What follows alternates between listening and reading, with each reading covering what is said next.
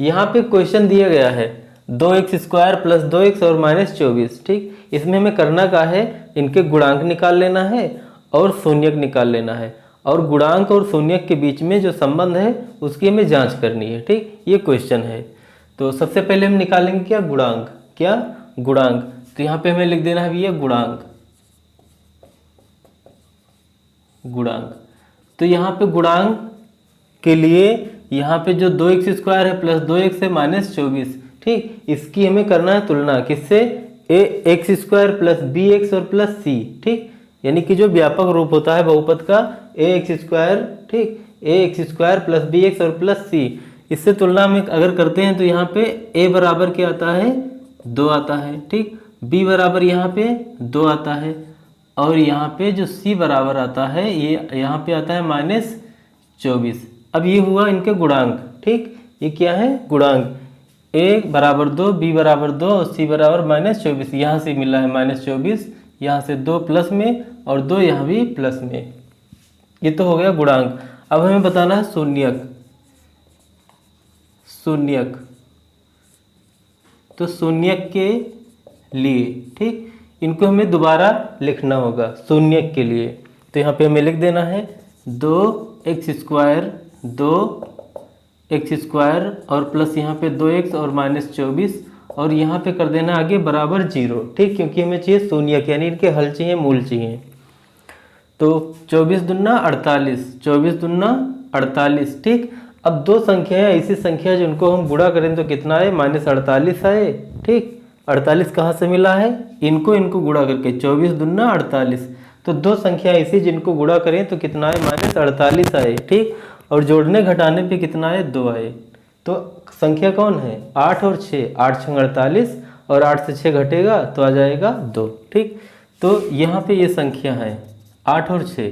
तो यहाँ पे हमें लिख देना है 2x² और प्लस यहाँ पे 8x और माइनस 6x और माइनस 24 बराबर 0। ठीक, ये वाला और ये वाला सेम लिखना है हमें, और 2x की जगह यहाँ पे हमें इनको बांट के लिखना है।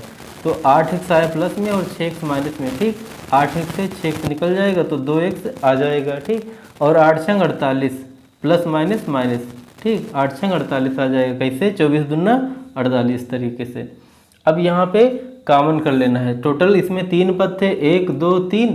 ठीक, और इसमें कितने पद हैं, 1 2 3 4, 4 पद हैं, 2 पद इधर 2 पद इधर। और इसमें कॉमन क्या है भाई, 2 इसमें कॉमन है। ठीक, और इसके साथ x भी इसमें कॉमन है कि नहीं।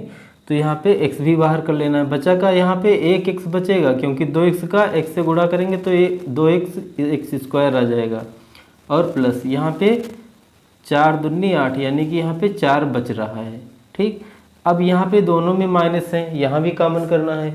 तो यहाँ पे माइनस हमें कॉमन करना है, क्यों, क्योंकि दोनों पदों में माइनस है, उपस्थित है। तो यहाँ पे माइनस कॉमन कर लेना है इसमें से। ठीक, और कोई संख्या उंख्या देखते हैं इसमें कोई कॉमन है, तो भाई 6 भी इसमें कॉमन है, 6 और 6 चौक 24, यानी यहाँ भी 6 कॉमन है। तो यहाँ पे बच क्या रहा है, फिर x बच रहा है। ठीक, और यहाँ पे प्लस 6 चौक 24, यानी कि 4 बच रहा है।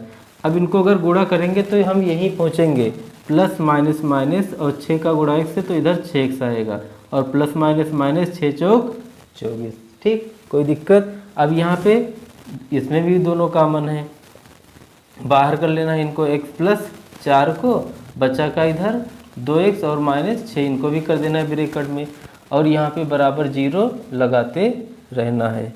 अब यहाँ पे भाई देखो, इनको और इनके साथ जब इनको यानी x प्लस 4 और 2x माइनस 6 को आपस में गुणा करते हैं तो उत्तर आता है 0। ठीक, तो या तो ये वाला पार्ट 0 है, या तो ये वाला पार्ट यानी ये वाला भाग 0 है, या फिर ये वाला भाग 0 है। ठीक, या हम कह सकते हैं कि x प्लस 4 0 के बराबर है, या 2x माइनस 6 बराबर 0 है। ठीक, तभी इनको आपस में हम जब गुणा करेंगे तभी 0 आएगा, यानी कि इनमें से कोई ना कोई एक 0 है, तभी 0 आएगा। तो हम मान लेते हैं भाई कि यदि कौन वाला, पहला ये वाला बैठा है x प्लस 4, अगर ये बराबर है 0 के, तो फिर x का मान यहाँ से मिल जाएगा 4 माइनस में। ठीक, कैसे मिलेगा, प्लस 4 का पक्षांतरण कर रहे हैं ना, तो प्लस से ये आ जाएगा माइनस में, बराबर के इधर प्लस में, बराबर के इधर माइनस में। अब अगर इनको हम करते हैं, यहाँ पे आगे देखा जाए थोड़ा, यहाँ पे देखा जाए यद और यद 2x माइनस 6 2x माइनस 6 बराबर 0, यानी हम कहते हैं कि भाई इनके बराबर 0, यानी कि 2x माइनस 6 के बराबर 0 है। तो फिर यहाँ पे 6 का पक्षांतरण हो जाएगा बढ़िया तरीके से, ठीक। और यहाँ पे मिल जाएगा 2x बराबर 6, ये माइनस से हो जाएगा प्लस में, बराबर के इधर माइनस है, बराबर के इधर गया ना, पक्षांतरण हुआ तो आ जाएगा भैया 6 प्लस में। अब 2 एक कम 2 और 2 तियाँ 6, अब यहाँ पे x बराबर 3 आ गया प्लस में, ठीक। अब यहाँ पे x का मान 3 आया और यहाँ पे x का मान 4 आया माइनस में। अब हम कहेंगे भाई कि जो पहला मान है वो क्या है, अल्फ़ा का मान है, ठीक। तो हम लिखेंगे -4 यहाँ पे, और जो दूसरा पद है उसको हम करेंगे बीटा, कोई दिक्कत नहीं है, हम इसको अल्फ़ा कहें या इनको बीटा कहें कोई दिक्कत नहीं है, ठीक। एक मान को हम अल्फ़ा कहेंगे, दूसरे को हम बीटा कहेंगे, तभी हम जांच करेंगे अच्छी तरीके से, ठीक। अब यहाँ पे बीटा का मान कितना आया, 3 आया। अब हमें जांच कर देनी है। जांच में क्या होता है भाई, गुणांक और शून्यक के बीच में जो संबंध होता है उसकी हमें जांच करनी है। तो संबंध क्या होता है वो ये है, नंबर 1 में लिखना है हमें मूलों का योगफल, यानी कि अल्फ़ा प्लस बीटा बराबर -b/a, ये सूत्र होता है, नियम होता है, ठीक।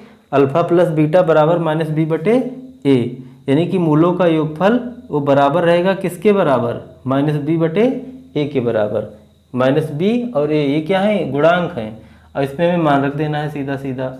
अल्फ़ा का मान कितना है, -4 है, -4 कर देना है, और प्लस बीटा का जो मान है 3 कर देना है बराबर, ये माइनस लगा है तो माइनस हमें लगा देना है। b का मान कितना दिया गया है, 2 लिखा है तो 2 लिख देना है बढ़िया तरीके से, और बटे यहाँ पे a का जो मान है, a का मान कितना है 2 है, तो यहाँ भी हमें 2 लिख देना है।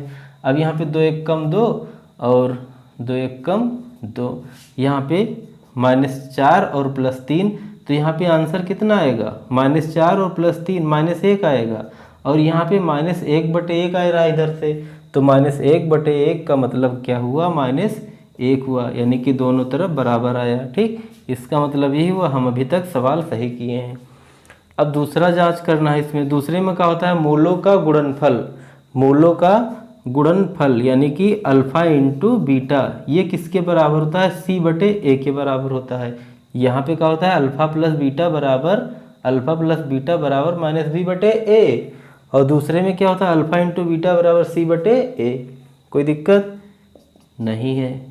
अब अल्फ़ा का मान कितना, अल्फ़ा का मान वही -4, और गुणे बीटा का मान कितना, वही, ठीक। अब c का मान कितना है, c का मान है भाई -24 लिख देना है, और बटे a का मान कितना है, a का मान 2 है, 2 लिख देना है। 2 1 कम 2 और भैया 12 दूना 24, ठीक। ये माइनस में कट के इधर चला जाएगा, और 4 तियाँ इधर आ जाएगा, बढ़िया 12 -12, 4 तियाँ 12 और इधर -12, ठीक। तो दोनों तरफ इधर बराबर हो गया। बस यही हमें जांच करना था, ठीक।